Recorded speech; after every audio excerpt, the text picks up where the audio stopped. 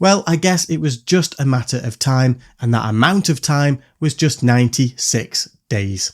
Yes, the PlayStation portal has been hacked. Andy Nguyen tweeted a photo of the portal running GTA Vice City stories using the popular PSP emulator PPSSPP. He and two others had been working on the hack since the portal's release, and for the time being are keeping their cards close to their chest. And he did confirm a couple of interesting things though. Firstly, that the group wasn't planning on releasing anything publicly, at least for the time being. Secondly, that the hack was done with software only, no additional hardware. And thirdly, the portal has 6 GB of internal storage. Andy Nguyen has been on the scene for years, better known by his Twitter handle of @TheFlowZero. He was a major contributor to the PlayStation Vita's homebrew scene, as well as a number of high-profile PlayStation 4 and PlayStation 5 hacks.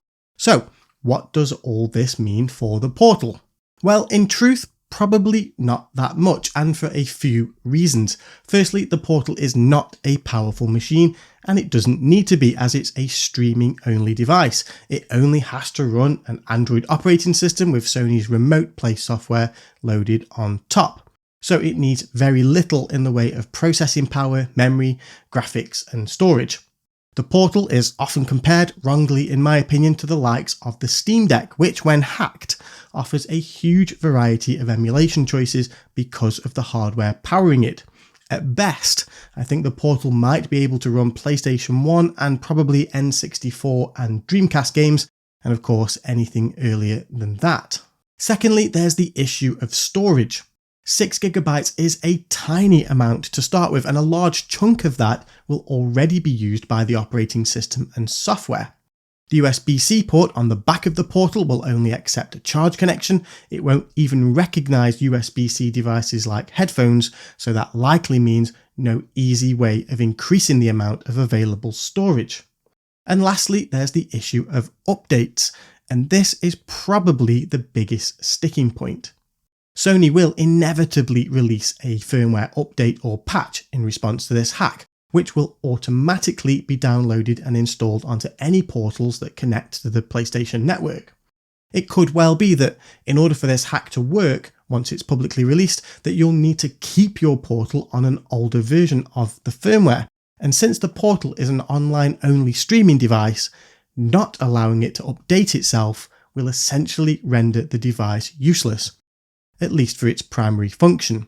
Plus, there are much better devices already out there, like the Steam Deck, that you can emulate a huge number of games on. If such a variety was even possible on the portal, its hardware limitations alone mean that it just wouldn't be as good.